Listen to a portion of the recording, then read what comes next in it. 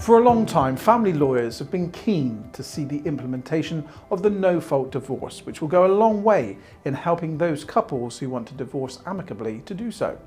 But is it really that straightforward? I'm talking to Director Jonathan Madge about what this new divorce option will mean for couples.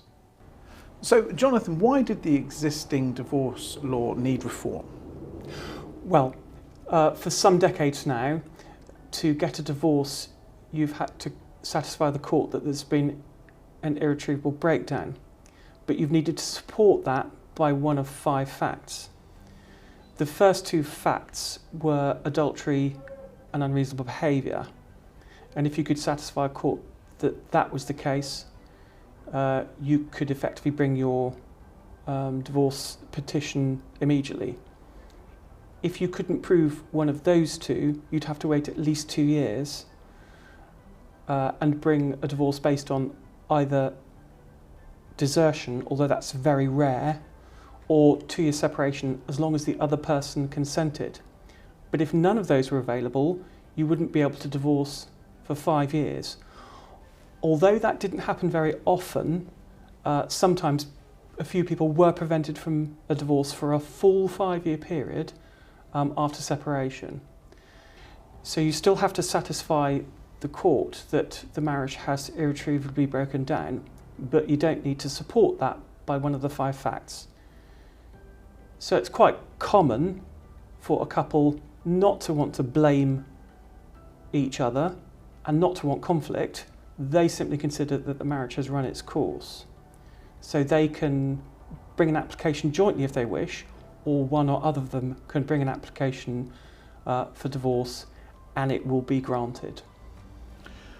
Why is a no-fault divorce so significant? So I think it's significant because of what I was saying about the couple's attitude going into the divorce. Couples don't necessarily welcome divorce proceedings. They've simply come to the conclusion that the marriage is at an end and they want to deal with the separation and the divorce in as civilised a way as possible. This new law allows them to do this because the process doesn't need to start with one blaming the other or making allegations against the other. And that's the benefit of the new no-fault divorce system, which is just about to come in. So this is going to make it quicker? So we've been asked that a lot already. No, it won't necessarily. It's difficult to predict how long a divorce process will take anyway, but under the new system, there is a new mandatory time period between when the court receives your application under the new wording rather than petition, we used to say. There's a minimum period of 20 weeks from the date the court deals with the application and the court makes the first order. That first order used to be called decree nisi. That will now be called conditional order. There didn't used to be that minimum time period, so if the court was quick, you could sometimes get to the decree nisi in less than that period. From decree nisi, under the existing system, to the final decree absolute, there was always a 6-week, 1-day time period, and that stays in place. So overall, it simplifies the process, but it doesn't necessarily speed it up. However, it shouldn't make it that much longer either. So how does the actual process work? So the process works where one spouse or the spouses jointly make an application to the court for divorce. The application is processed and the case is listed for a conditional order. We used to say decree nisi, or we have been saying decree nisi, and in that 20 weeks it would be normal to deal with what we regard as other issues, such as sorting out arrangements for the children, which parent they're going to live mainly with, how much time they're going to spend with the other parent, and also the larger issue, the harder issue to crack often is sorting out the finance.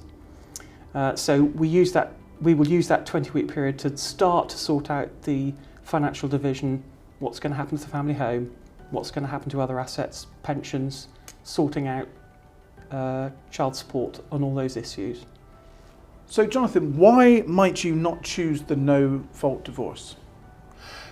So the vast majority of my new clients over the years come to me with the attitude that they don't particularly welcome the ending of the marriage, but they're not particularly bothered about needing to assign blame for there to be an official record as to why the marriage broke down.